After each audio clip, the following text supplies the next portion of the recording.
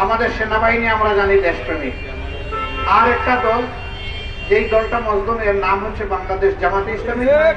এই দল দেশের স্বার্থের ব্যাপারে আজ পর্যন্ত কারো কাছে মাথা নত করেননি। এটাই ছিল জামাতে ইসলামীর অপরাধ। যেভাবে সেনাবাহিনীর চৌকস অফিসারদেরকে হত্যা করা হয়েছিল, ঠিক একই কায়দায় জামাতে ইসলামীর শীর্ষ নেতৃবৃন্দকে বিচারের নামে প্রহসন করে তারা হত্যা করেছে।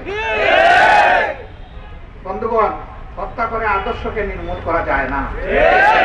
এই আদর্শ কোন পুইপুর ব্যাঙ্গের ছাতা নয় যে আস্তে করে ফু দিলে উড়ে যাবে। এই আদর্শ আল্লাহ তাআলার দান, কোরআনের শক্তির উপর নির্ভরশীল, হাদিসের গাইডলাইনের উপর নির্ভরশীল।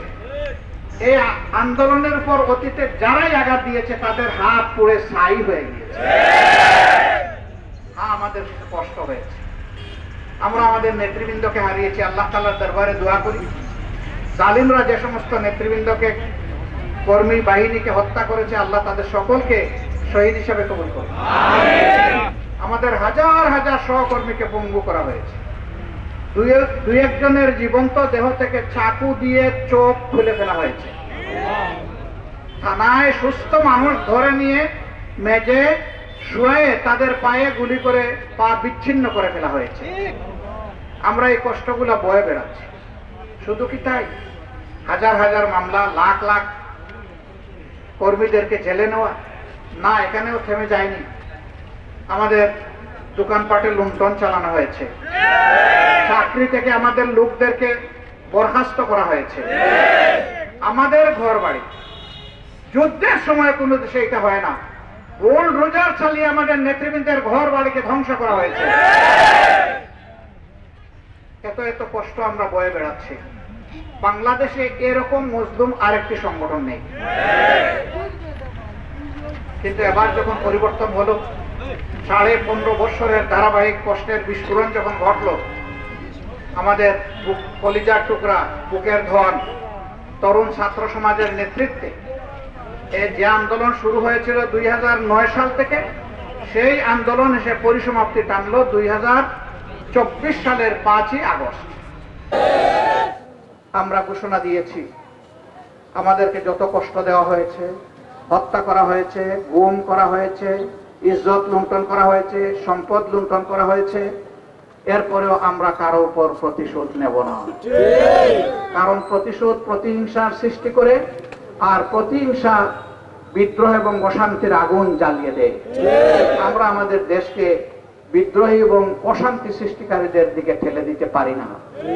কিন্তু কথা স্পষ্ট, যিনি অপরাধ করেছেন, যিনি খুনিকে সহযোগিতা করেছেন, যিনি মিথ্যা সাক্ষী দিয়েছেন, যিনি ইনভেস্টিগেশনকে মিথ্যা সাজিয়েছেন, হাজার হাজার মানুষের বিরুদ্ধে অসংখ্য মামলা করেছেন, লাখ লাখ মানুষের বিরুদ্ধে, মানুষকে দফায় দফায় নিয়ে বেইজ্জত করেছেন, কষ্ট দিয়েছেন, রিমান্ডে নিয়ে টাকা আদায় করেছেন, নির্যাতন করেছেন, হাত ফাঁকেটে দিয়েছেন, তাদের শাস্তি অবশ্যই হবে। নির্দিষ্ট অপরাধীরা অবশ্যই তাদের মাফ পাওয়া উচিত না। কারণ তাদের যিনি গডমাদার, তিনি বলতেন আইন সকলের জন্য সমান। এখন সেই সমান আইন প্রয়োগ হবে ইনশাআল্লাহ। ট্রাইব্যুনাল কায়েম করা হয়েছিল আমাদেরকে নির্মূল করার জন্য, আল্লাহ চাইলে সেই ট্রাইব্যুনালে এখন তাদেরকে উঠতে হবে ইনশাআল্লাহ।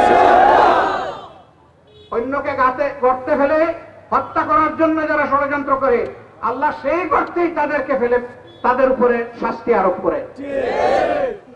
কিন্তু আমরা একটা কথা বিনয়ের সাথে অনুরোধ করব, মেহেরবানি করে কেউ আইন হাতে তুলে নেবেন না। আওয়ামী লীগ 15.5 বছর যে সমস্ত অপকর্ম করেছে, কেউ এটা করবেন না। কারো ইজ্জতের উপর হাত দিবেন না, কারো বাড়িঘর নষ্ট করবেন না, কারো সম্পদ ধ্বংস করবেন না, এবং কোথাও কোনো দখলদারি আর চাঁদাবাজির বাণিজ্য এবং সাম্রাজ্য সৃষ্টি করবেন না। তাহলে তারা 15.5 বছর যে জঘন্য কাজ করেছে, আপনারাও সেই একই কাজে দায়ী হবেন। আমরা আপনাদেরকে অনুরোধ করব, কোন দুর্বৃত্ত এরকম যদি কোনো অপকর্মে জড়াতে চায়, তার হাত অবশ করে দেবেন, সামাজিক প্রতিরোধ গড়ে তুলবেন। এই দেশে আর কাউকে কারো উপর জুলুম করতে দেওয়া হবে না। এক জালেম বিদায় হয়েছে, আরেক জালেম ক্ষমতায় আসুক, তা আমরা চাই না। যারা ক্ষমতায় আসবেন, জনগণের অধিকার তাদেরকে ফিরিয়ে দিতে হবে এবং জনগণকে সম্মানের দৃষ্টিতে দেখতে হবে। যারা জনগণকে প্রজা মনে করবেন তাদেরকে আমরা ক্ষমতায় দেখতে চাই না। যারা মানুষকে সম্মান করতে পারবে, যারা দেশকে ভালোবাসবে, যারা নিকৃষ্ট ব্যক্তি স্বার্থের ঊর্ধ্বে উঠে রাজনীতি করতে পারবে, রাজকীয় মন নিয়ে তাদেরকেই আমরা আহ্বান জানাবো, আসুন ক্ষমতায় আপনারা যান, আমাদের কোনো অসুবিধা নেই। কিন্তু যদি অতীতের অপকর্মের আবার যদি পুনরাবৃত্তি করা হয়, তাহলে মনে রাখবেন এখনো কিন্তু জনগণ রাস্তায় আছে, রাস্তা এখনো ছাড়ে নাই। অতএব সাধু সাবধান, এইরকম অপকর্মে জড়াবেন না। আমরা আমাদের সমস্ত কর্মীদেরকে সারা বাংলাদেশে বলে দিয়েছি যে শান্তি শৃঙ্খলা রক্ষার জন্য এখন প্রশাসনকে সকল দিক থেকে সাহায্য করো। পুলিশ অবাক, যাদের উপরে এত অত্যাচার করেছি, জুলুম করেছি, এখন তারাই আমাদেরকে পাহারা দেয়। সেনাবাহিনী ছাড়া দেশ চলতে পারে, কোথাও কোথাও দুনিয়ার কিছু কিছু দেশ আছে, ছোট ছোট দেশ, কিন্তু পুলিশ ছাড়া দেশ চলে না। পুলিশের মধ্যে সবাই কিন্তু খারাপ না, তাদের মধ্যেও ভালো মানুষ আছে। যারা ভালো মানুষ তারা ভালো জায়গায় থাকবে, যারা দুষ্ট তাদের শাস্তি হবে। এটাই ইনসাফ। কেউ যদি আইনের ঊর্ধ্বে না হয় থাকে, তাহলে পুলিশও আইনের ঊর্ধ্বে না, তাদেরও সংশোধনের প্রয়োজন আছে। সম্মানিত ভাইয়েরা, আজকে এসেছি অন্য প্রয়োজনে, আমরা আসলে ত্রাণ দিতে আসিনি। বলবেন তাইলে এগুলা কি? এগুলা হলো দুঃখে কষ্টে থাকা আমাদের ভাই বোনদের হাতে সামান্য উপহার তুলে দেওয়া। এটা কোনো দয়া নয়, অনুগ্রহ নয়। আমাদের উপর আপনাদের যে হক, সেই হকটাই আপনাদের হাতে তুলে দেওয়ার আমরা চেষ্টা করি। আমাদের দায়িত্ব ছিল আপনাদের ঘরে ঘরে কেউ না দেখুক, অত্যন্ত সংগোপনে পৌঁছে দেওয়া। কিন্তু এটি স্বাভাবিকভাবেই সব জায়গায় আমাদের লোকেরা করেছে। আমার পক্ষে সব ঘরে যাওয়া সম্ভব হবে না বলে আপনারাই দয়া করে কষ্ট করে এখানে এসেছেন। সুতরাং আপনাদের কৃতজ্ঞ হওয়ার বিষয় না, আমার কৃতজ্ঞ হওয়ার, আমাদের দলের কৃতজ্ঞ হওয়ার বিষয়। এই যে আপনারা আমাদের প্রতি সম্মান করে এখানে চলে এসেছেন, এই জন্য আপনাদের প্রতি আমরা গভীর কৃতজ্ঞতা জানাচ্ছি। যে সমস্ত ভাইদের তালিকা করা হয়েছে, বোনদের তালিকা করা হয়েছে, সকলেই পাবেন ইনশাআল্লাহ। আমরা হয়তো সকলের হাতে তুলে দিতে পারবো না, আমরা আপনাদের মাধ্যমে এই এলাকার বিপন্ন জনগণকে আপনাদের সালামটুকু পৌঁছে দেওয়ার জন্য অনুরোধ করছি। এবং আমাদের কর্মীরা চেষ্টা করবে ঘরে ঘরে গিয়ে আপনাদের পাশে দাঁড়ানোর। এটি আমাদের কাজ, এটি আমাদের রাজনীতি। জনগণের যেখানেই সমস্যা সেখানেই আমাদের ছুটে যাওয়া, এটা হচ্ছে আমাদের রাজনীতি, আসল রাজনীতি। আপনারা দোয়া করবেন এই রাজনীতিটা যেন আমরা সঠিকভাবে করতে পারি। আর আমরা কারো কাছে চাঁদা চাইনি, কিন্তু স্বেচ্ছায় যদি আমাদের ফান্ডে কেউ দিতে চান তাতেও আমরা আপত্তি করব না। তবে আমাদের কোনো কর্মী কারো কাছে চাঁদা চাইতে পারবে না, এই জন্য কোনো প্রয়োজন নেই। আমাদের গরিব কর্মীদের পকেটই আমাদের ব্যাংক, আলহামদুলিল্লাহ ওই ব্যাংকেই আল্লাহ যথেষ্ট বারাকা দিয়েছেন। তবে হ্যাঁ, সবের কাজে কেউ অংশগ্রহণ করতে চাইলে তাকে বাধা দেওয়ার আমাদের কোনো অধিকার নেই। এই জন্য তিনি আমাদের মাধ্যমে করতে পারেন, অন্য কোনো সংস্থার মাধ্যমে করতে পারেন, নিজ হাতেও করতে পারেন। আমাদের অনুরোধ থাকবে যে যাদেরকে আল্লাহ বিপদ থেকে রক্ষা করেছেন এবং যাদের সামর্থ্য আছে, সরকার এবং তারা যেন ওই সমস্ত বিপন্ন মানুষের কাছে চলে যান। আপনারা আমাদের জন্য দোয়া করবেন। আল্লাহ এই দেশের উপর শান্তির ফয়সালা নাজিল করুন, আমাদের উপর রহম করুন, আল্লাহ আমাদেরকে ক্ষমা করুন, আল্লাহ আমাদের রিজেকের মধ্যে বরকত নাজিল করুন। সবাইকে আবারও ধন্যবাদ এবং সালাম জানিয়ে আমার কথা এখানেই শেষ করছি। আল্লাহ হাফেজ। বাংলাদেশ জিন্দাবাদ, বাংলাদেশ জামাতে ইসলামী জিন্দাবাদ। আসসালামু আলাইকুম ওয়া রাহমাতুল্লাহি ওয়া বারাকাতুহু।